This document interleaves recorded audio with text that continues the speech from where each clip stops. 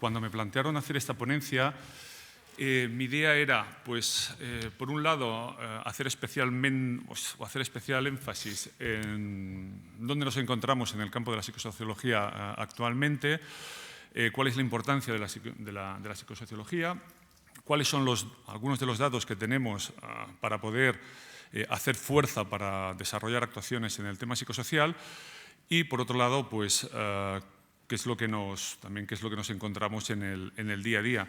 Y también pues, poder aportar alguna de las experiencias, alguna de las actuaciones, alguna de las intervenciones en los diferentes aspectos derivados del riesgo psicosocial que nos hemos encontrado pues, a lo largo de estos 15 años que llevamos trabajando.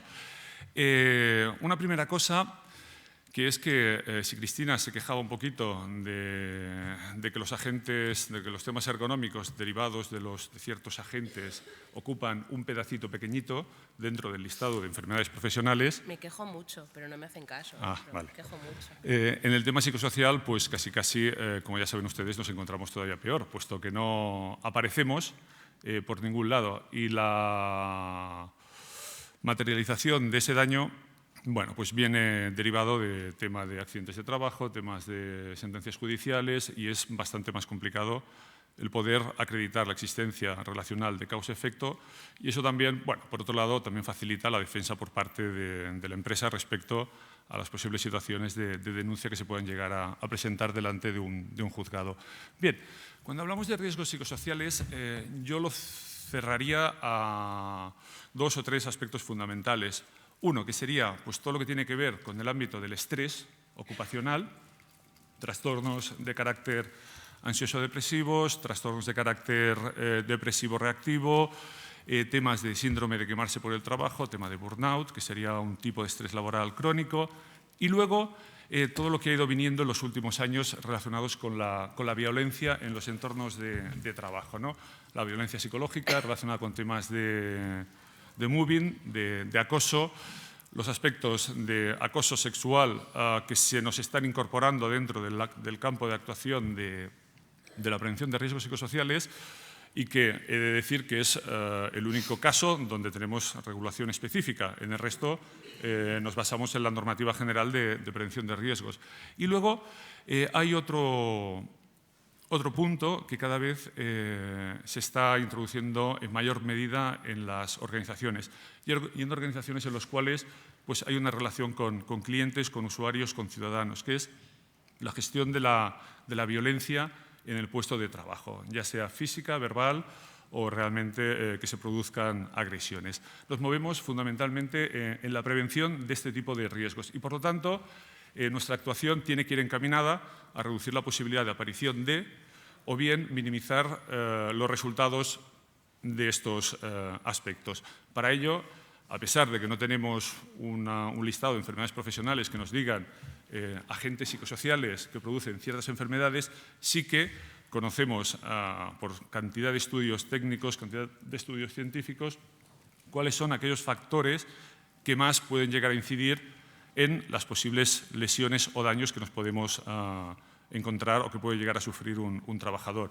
Hablamos de este tipo de aspectos, de estrés, de burnout, de violencia, pero luego también deberemos hablar de cómo se manifiestan, es decir, problemas físicos, problemas psicológicos, problemas conductuales, problemas relacionales.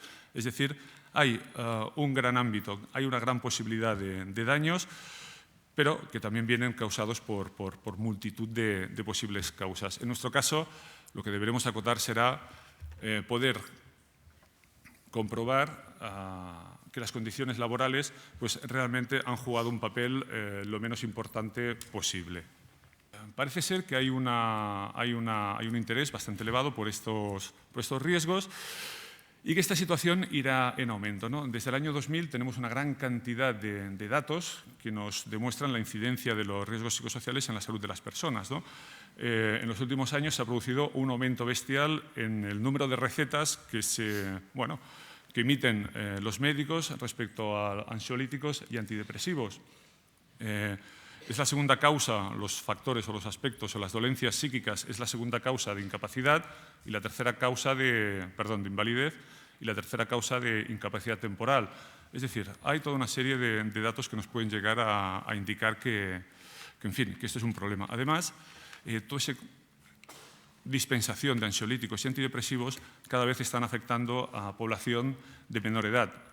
Ahora nos estamos centrando fundamentalmente en un grupo de edad que son entre los 35 y 40 años, es decir, que ha disminuido bastante. A nivel de la Unión Europea, bueno, pues hay un cierto interés en desarrollar las actuaciones en el campo de la salud mental. En el año 2008 se estableció un pacto por la promoción de la salud mental que incluía temas de evaluaciones de riesgo psicosocial, vigilancia de la salud, promoción de la salud, reconocimientos médicos, procesos de rehabilitación ante trastornos mentales y, por ejemplo, en el año pasado, pues bueno, hubo una campaña de inspección de trabajo dirigida específicamente al desarrollo y a la vigilancia o al seguimiento y control de los riesgos psicosociales. En todo este interés hay una cierta contradicción entre el interés y los datos, ¿no? Una gran mayoría de los aspectos de las dolencias psicosociales pueden estar vinculadas con el trabajo, pero lo que ya es más complicado llegar a determinar es hasta qué punto inciden, cuál es el porcentaje de explicación que tienen respecto a la dolencia del trabajador y también es que tengan una relación causal exclusiva con él, que aquí es un poquito la madre del cordero en el tema del daño psicosocial, ¿no? Lo normal sería que si están causados de una manera lenta y progresiva por ciertas condiciones del trabajo, estuviesen dentro de las enfermedades profesionales, ¿no? Como así se definen dentro de la Ley General de Seguridad Social. Bueno, pero como todos ustedes saben también, no se incluyen dentro de este listado. Por lo cual, en caso de que exista algún daño reconocido, pues tiene que ser a través de una sentencia y reconociéndola como accidente de trabajo. Una vez que se reconozca como accidente de trabajo, entraremos en todos esos trámites que ya el resto de compañeros ha comentado de recargo por prestaciones, etcétera, etcétera. También es interesante observar que los datos de siniestralidad laboral no reflejan las dolencias psíquicas, únicamente reflejan una parte muy dramática, que son los suicidios que acontecen en el entorno de trabajo y, por lo tanto, por ahí se nos escapa un poquito de conocimiento respecto a la incidencia real. Esta confusión pues, genera problemas, ya no solo a nivel técnico-preventivo, ¿no? Cuando trabajamos con empresas nos dicen, bueno, pero ¿qué es lo que tenemos que hacer, ¿no? ¿Hasta dónde tenemos que llegar? Ana comentaba pues, diferentes niveles de riesgo biológico, ¿no? Cada nivel de riesgo biológico tiene asociado un nivel de actuación y además eso está como bastante claro, ¿no? En el caso del amianto, del benceno o de otros productos químicos está absolutamente claro, ¿no? Tenemos esta exposición, este contaminante y por lo tanto hay que hacer A, B y C. Si no salimos de ahí o no lo hacemos, pues ya sabemos a qué atenernos. En el tema de riesgo psicosocial, insisto, a pesar de que tenemos conocimiento técnico y científico suficiente, sí que es verdad que no hay una normativa específica que un poquito que nos apoye y que nos ayude a la hora de hacer diferentes intervenciones. Igualmente, bueno, a nivel de responsabilidades, pues las de siempre, ¿no? Administrativas, civiles y penales. Yo conozco muy pocos casos donde se haya ido a la responsabilidad penal, únicamente en algunos casos de acoso. Y porque realmente entre el acosado y el acosador, en fin, había una historia muy fuerte. En el resto nos iremos fundamentalmente a un tema de responsabilidad administrativa. Algunos aspectos fundamentales. Para poder relacionar condiciones con daño hay tres cosas fundamentales. Una es el grado de exigencia probatoria, ¿no? Es decir, hasta qué punto las condiciones del trabajo han facilitado o han provocado el desarrollo de esa enfermedad. Hasta qué punto aquella persona que ha padecido un trastorno ansioso, un trastorno depresivo o una cardiopatía, aquello viene derivado por las condiciones de organización del trabajo, o bien hasta qué punto vienen derivadas de bueno, pues, su manera de ser, su personalidad, sus problemas sociales o sus problemas personales. Por lo tanto, aquí, cuando se deba investigar cualquier denuncia por este tipo, serán aspectos que también se deberán considerar y muy mucho, porque también están jugando un papel muy importante en el desarrollo de la enfermedad. La etiología de la enfermedad, es decir, el conocimiento exhaustivo de cómo se desarrolla esa patología. Un riesgo psicosocial no se manifiesta de ayer para hoy, a no ser que sea causado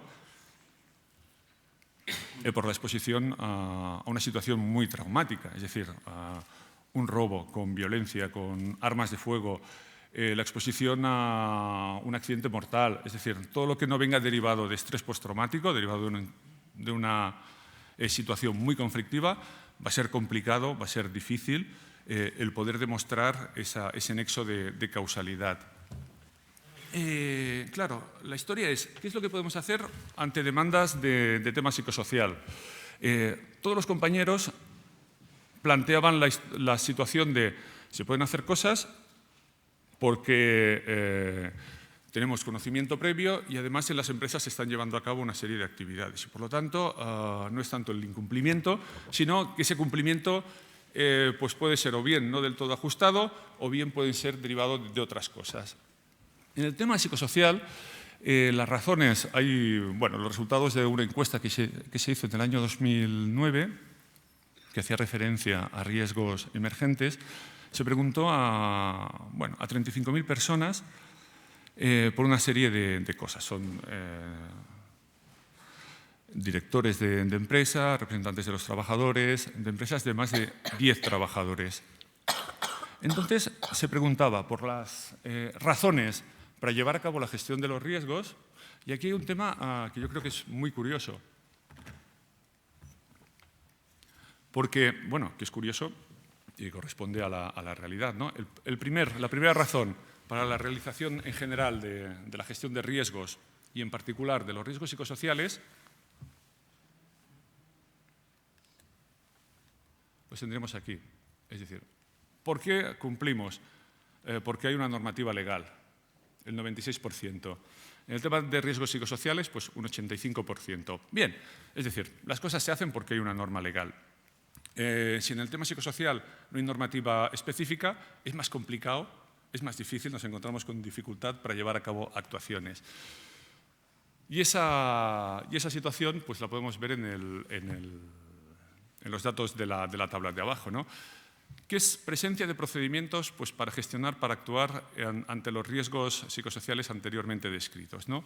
Bueno, pues nos encontramos que realmente el porcentaje de realización de procesos para actuar contra los riesgos psicosociales en el ámbito general del estrés, de la violencia o del acoso, pues el porcentaje de empresas es bastante bajo. Por lo tanto, esto lo podemos ver desde dos puntos de vista, ¿no? Uno, qué mal estamos, o el otro, qué cantidad de cosas podemos hacer, de tal manera que de aquí a 5 años, cuando nos vuelvan a invitar a esta sala, pues psicosociología, en lugar de estar los últimos, estemos los primeros.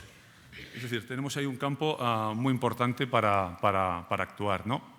Bien, además yo les quería comentar otra cosa. Si todos tenemos en cuenta de que estos riesgos se generan a consecuencia de ciertas exposiciones a lo largo del tiempo y que posteriormente se manifiestan, es de esperar que ante esta crisis financiera y que comporta pues esta reducción de puestos de trabajo, amortización de puestos de trabajo, aumento de las cargas de trabajo que soportamos, aumento de las funciones que los que quedamos vamos asumiendo, que todos estos aspectos en un futuro no muy lejano incidan en la generación de un aumento de los trastornos de carácter psicosocial.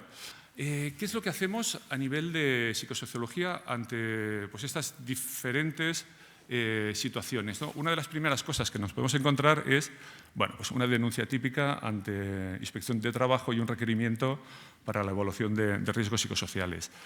Esta situación yo creo que puede ser vista como una oportunidad para la organización para poder desarrollar toda una serie de situaciones que mejoren procesos, que mejoren sistemas, que mejoren procedimientos, que mejoren condiciones y que mejoren cosas que en el día a día pues, el personal puede estar siendo afectado. En esta transparencia les he puesto pues, la actuación que se llevó a cabo o que se está llevando a cabo o que se ha llevado a cabo desde el 2006 hasta el 2007 en una empresa líder de transporte de energía eléctrica. Hasta el año 2006 no habían empezado con la evaluación de riesgos psicosociales y a mí es un tema que realmente me sorprende, porque hay ciertas empresas de un cierto volumen, de una cierta actividad, que sería, entre comillas, normal que se hubiesen puesto a funcionar en el tema de riesgos psicosociales.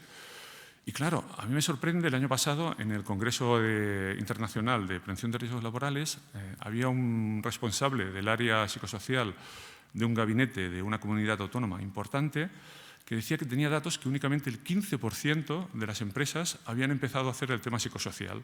Dices, madre mía, si únicamente el 15% ha empezado a hacer evaluaciones psicosociales, ¿cómo nos vamos a defender ante posibles situaciones o ante posibles demandas, ¿no?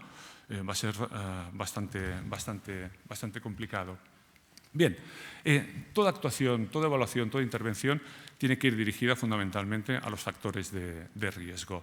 Temas indistintamente, Cristina comentaba pues, diferentes metodologías, ¿no?, a utilizar para evaluar pues, los riesgos por lesión de movimiento repetitivo, posturas forzadas, carga, etcétera, etcétera.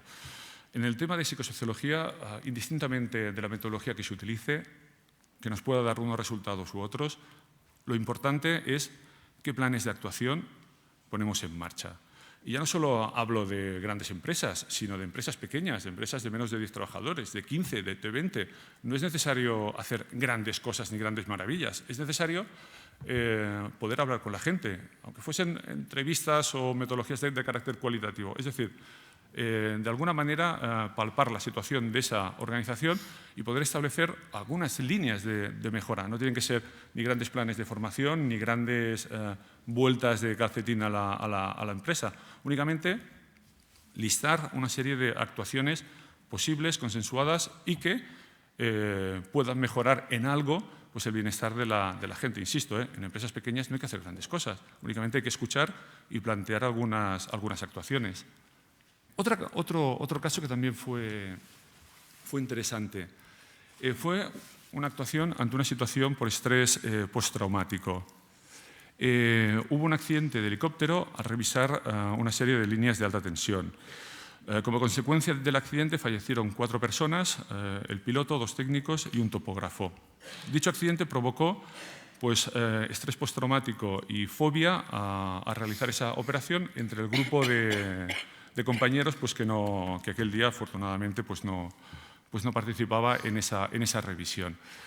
Se llevó a cabo una intervención psicológica con los 4 técnicos que formaban parte del grupo para tratar la sintomatología de estrés y para reducir en lo posible pues, los niveles de fobia, los niveles de ansiedad ante la posibilidad de repetir aquella operación. Bueno, esa intervención no acabó de cuajar del todo, pero sí que se redujo bastante la sintomatología y las bajas que había padecido aquel grupo de personas.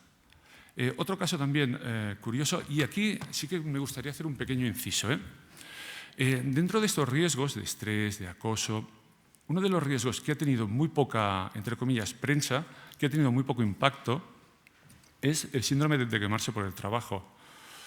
Como ya saben ustedes, es un tipo de estrés laboral crónico que afecta fundamentalmente a personas de servicios, lo que se ha estudiado perfectamente, cuál es su incidencia en el personal docente, sanitario y de servicios sociales. Si tenemos en cuenta que en los últimos 2 años el presupuesto dedicado a estos sectores se ha reducido enormemente, ello implica que el personal que todavía está prestando su actividad está sujeto a todos aquellos factores de riesgos que la literatura los describe perfectamente. Y, por lo tanto, es de esperar que se manifiesten de una manera más o menos llamativa en un periodo no muy elevado.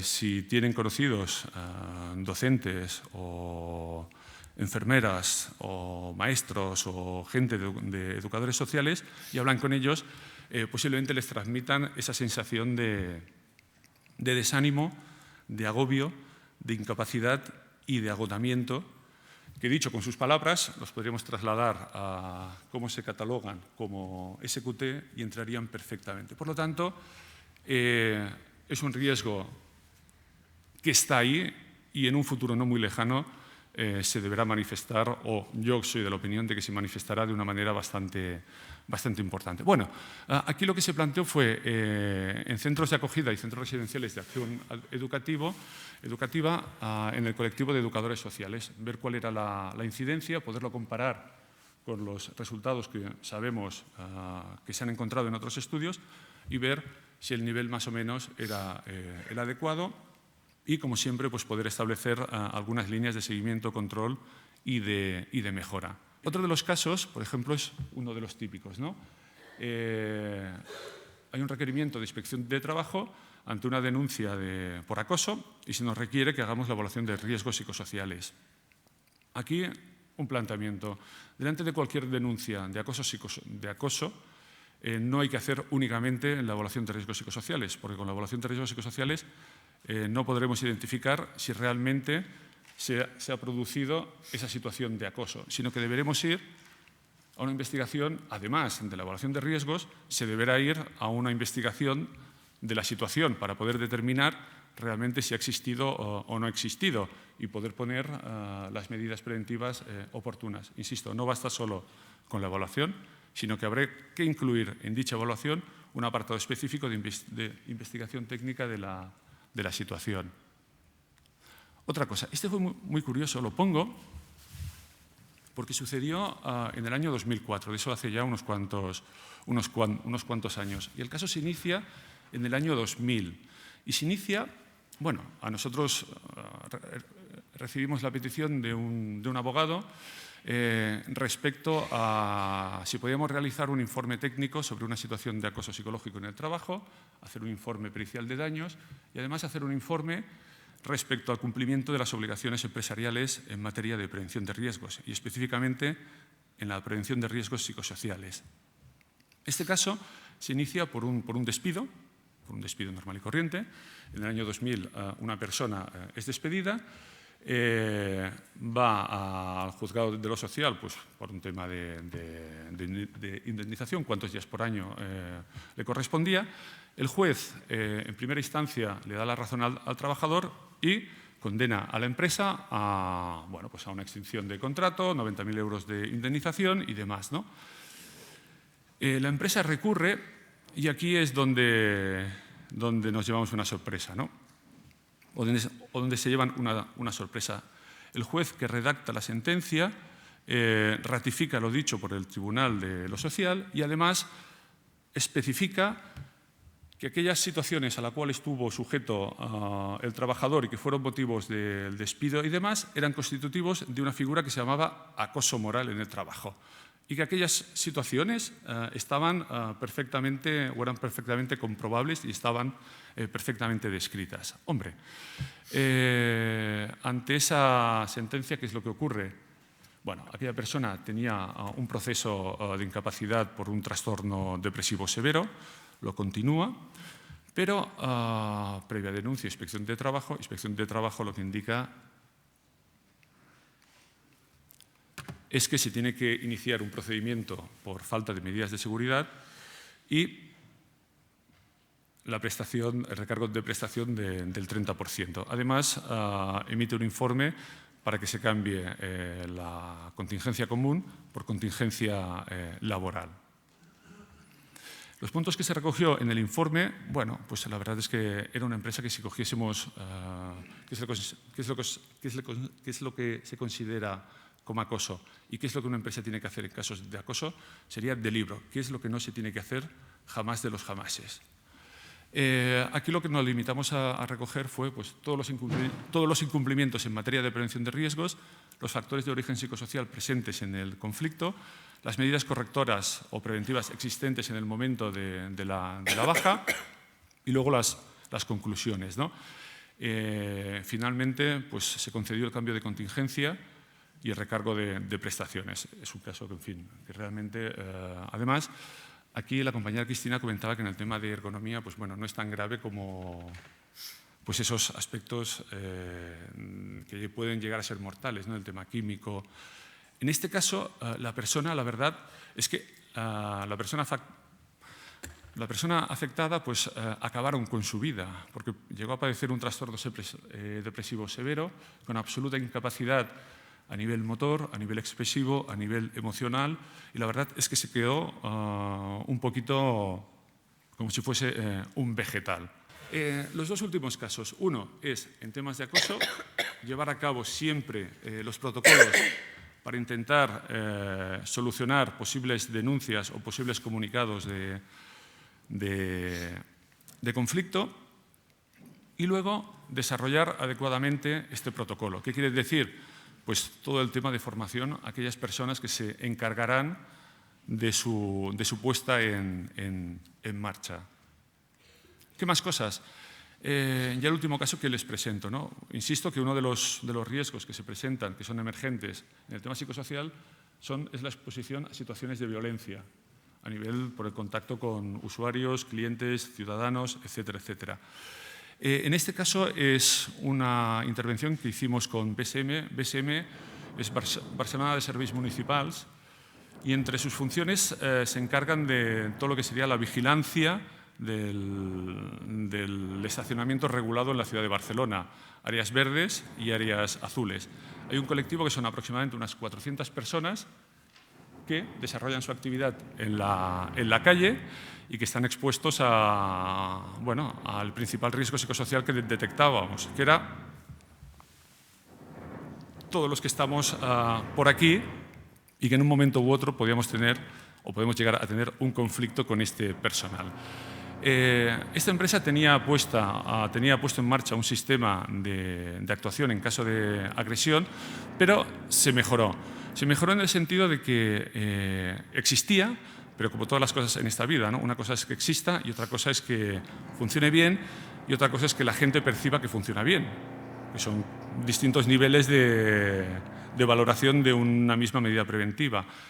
Aquí lo que se planteó fue mejorar todo el acompañamiento que tenía una persona que había sufrido una agresión desde el primer momento en que era agredida hasta que hasta que iba al juicio por esa denuncia, lo cual incluía acompañamiento jurídico, acompañamiento psicológico y un seguimiento con una persona especializada que estaba en contacto más o menos permanente con aquella persona. De tal manera que lo que se buscaba impedir era esa sensación de indefensión que uno suele tener cuando está expuesto delante de una situación de agresión y no sabemos bien el por qué nos ha tocado a nosotros, ¿verdad?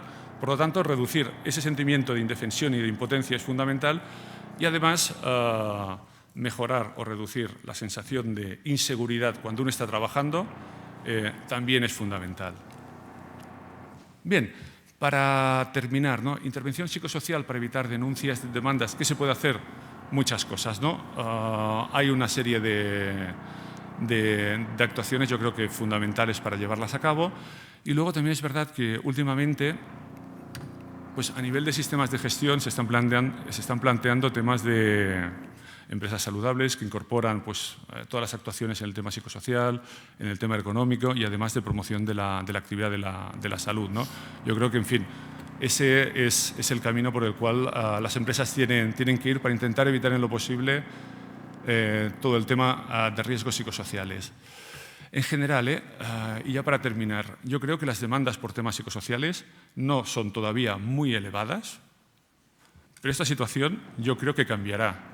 Y cuando cambie, pues ese 16% que observábamos en la estadística de la encuesta europea no puede ser ese 16%, tiene que ser mucho más elevado. Y por lo tanto, antes de evitar una demanda, pues lo que hay que hacer es intentar actuar en lo posible para reducir ese riesgo.